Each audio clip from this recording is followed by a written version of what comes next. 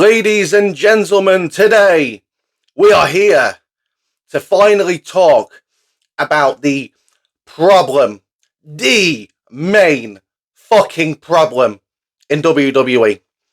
That problem goes by a name of the final boss. He also goes by a name of The Rock, and when he feels a little bit too corporate, Dwayne Johnson.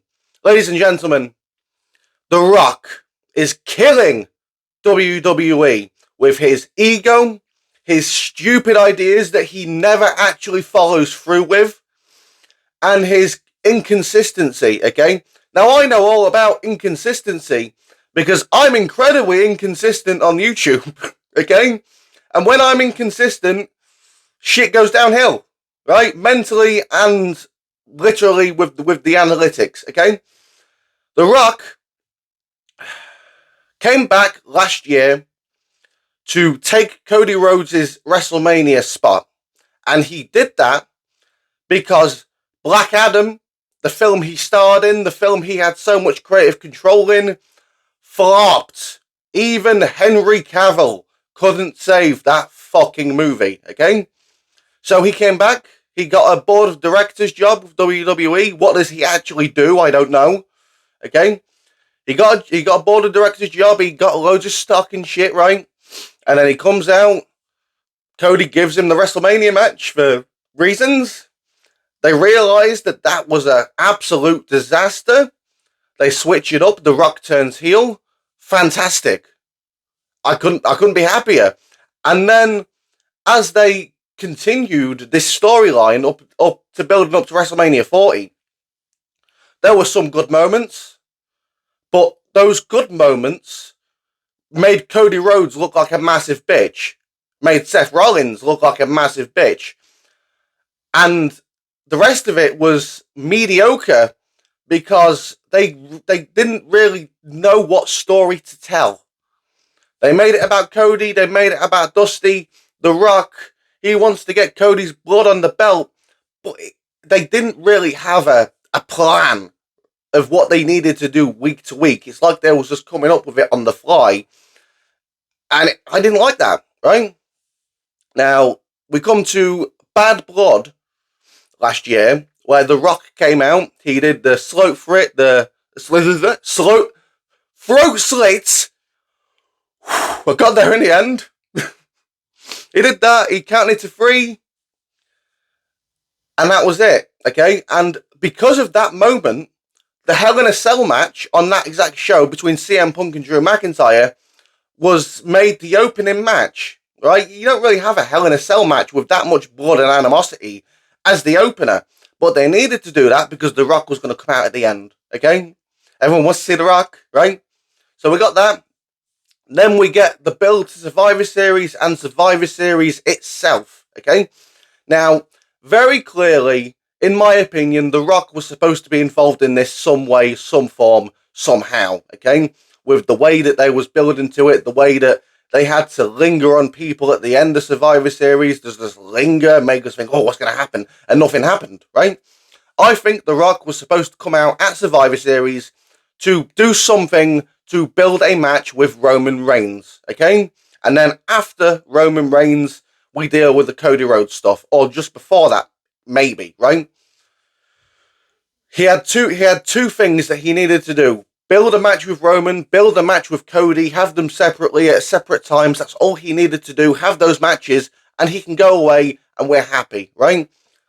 But clearly he changed his own plans, and he didn't show up at Survivor Series. Oh, I'm a bit busy today, Paul. Let's do it another time. So that happens. I was very pissed off because nothing happened whatsoever. I didn't care about the match too much. I cared about the Roman Reigns and CM Punk issue. Okay, I cared about that, but that was all I cared about. I didn't care about the match in itself. I cared about the moments and what was going to happen after the match with The Rock, and The Rock did not show up. Come Royal Rumble, everyone thinks, okay, if we don't see The Rock on this show, we ain't seeing him at WrestleMania. We did not see The Rock on that show, okay? Everyone thought we're not going to see him at WrestleMania. We was pretty much happy that, okay, or some people were, we accepted that we're not going to see The Rock. He's a bit of a piece of shit. Whatever, we don't need him. And then he decides to fucking show up after the Rumble, building up to the Elimination Chamber, and he wants to take Cody's soul. Why? Why does he want Cody to be his friend? Not to mention the Raw after the Raw on Netflix, where he was all pally-pally with Cody Rhodes. Fucking disgusting, right? But he decided to try and be pally-pally with Cody in a manipulative, perverted way. Okay, and I thought there was building to some like Hollywood elite angle where John Cena's going to be with The Rock because they're the Hollywood elites. They're the Illuminati, right? They're the elites, the most powerful in fucking Hollywood, right? In America. So that's what I thought they was going to do. They wanted Cody Rhodes to be a part of that elite. Cody Rhodes didn't want to be a part of that elite. And that's where the story stems from. It's better than what we're getting now because Cena turned heel and we have not seen The Rock since. There's been a couple of mentions of him, but it's like WWE trying to say to us, yeah, The Rock was a part of this, but just forget about him now. We don't need to think about The Rock anymore. It's all about John Cena now. It's all about John Cena and Cody Rhodes. The Rock, yeah, you may see him again next year, right? That's how it feels. It feels like The Rock is backed out of this entirely, and he doesn't care.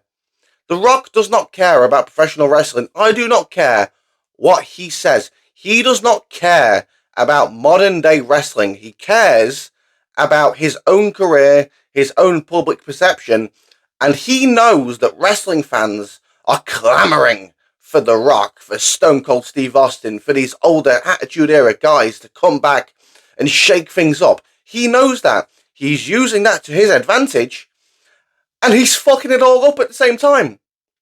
There are loads of people that are wearing rose-tinted glasses that I can't wait to see The Rock. Oh my god, The Rock. Meanwhile, he's literally killing the fucking thing we all love. He's killing it. His ideas are stupid. Oh no, not really. If they're his ideas, right? The ideas that they come up with can work, but they need to be consistent. The Rock needs to be there. If he really cares, he would be there. And he isn't. Okay? Now let's talk about all the other things The Rock's done since he became a board of director. Okay? Let's talk about, I don't know, Ava, his daughter. Let's talk about Ava. So Ava, or Simone Johnson as she's called, she debuted in NXT, and then we all quickly realised that she ain't got it. She ain't got it with the wrestling. She certainly ain't got it with the fucking talking and the charisma and all that stuff, right? That her dad has.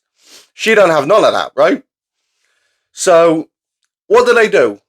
When The Rock joins the board of directors, do they send her back to the performance center and say, hey, you need another 6 months to a year here before we can put you back on TV, which is what I would have done. But no, they didn't do that. They made her the general manager of NXT, meaning we have to see her. Oh, I don't watch NXT, but anyone who does has to see her every single week trying to act like an authority. I'm not going to say the word, a figure of authority, right? And she just doesn't have it. She doesn't have anything that tells me that she is authority, that she is a general manager to be taken seriously. She is not, okay? Then we have The Rock, who, in the Hall of Fame 2024, inducted Muhammad Ali. I believe it was Muhammad Ali he inducted. And Muhammad Ali's wife, I think, presented him a belt, the People's Championship. This was clearly a publicity stunt for The Rock to be given a championship that he clearly had designed for publicity. Oh, wow, Muhammad Ali's wife loved. Oh, my God. The Rock is amazing. He's an amazing person. I think he also had his nan, I believe, inducted that year, right? And she was being promoted as a trailblazer, the first ever women's wrestling promoter. And then I heard Jim Cornette and Brian Last cover it, and they mentioned that she actually tanked the company that she was promoting.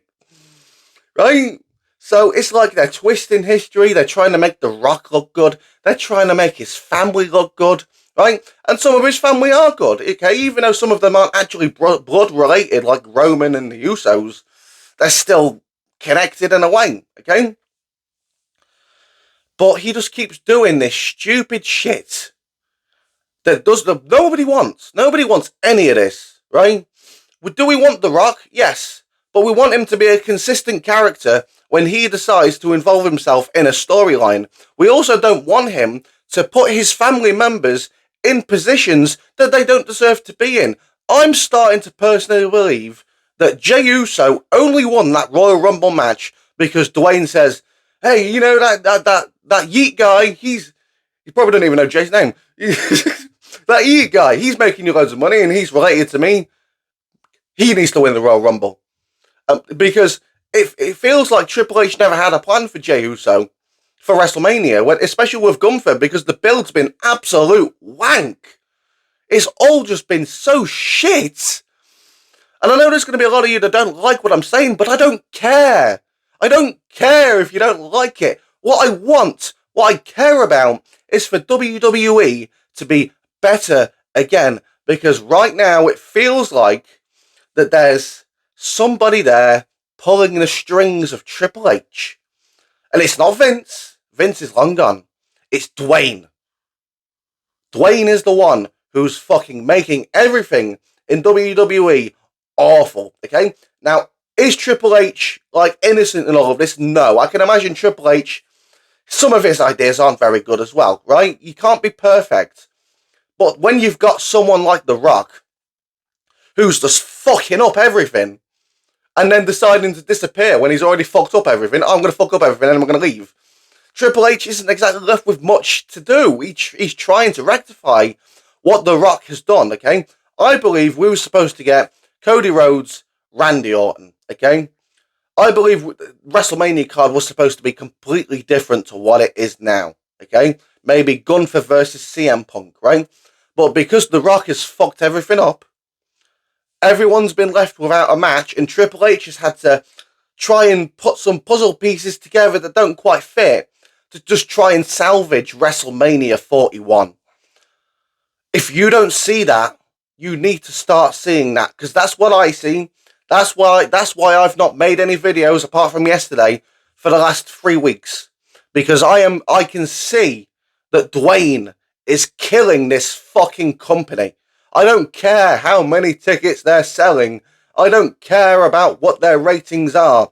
AEW was selling quite good tickets and they were getting over 1 million in the ratings, which was good for them. And then it all dropped off. We've seen it drop off in WWE before. People have enough. There's been many times where I've had enough, but I've always come back because wrestling for me, I need it. I need wrestling, okay? I need it. But I don't need it when The Rock is fucking every single thing up that Triple H is trying to do. I'm not putting every single thing that's bad in WWE on The Rock's fucking back, but a majority of the things that's happening right now that aren't landing for me are I believe is all the fault of Dwayne Johnson.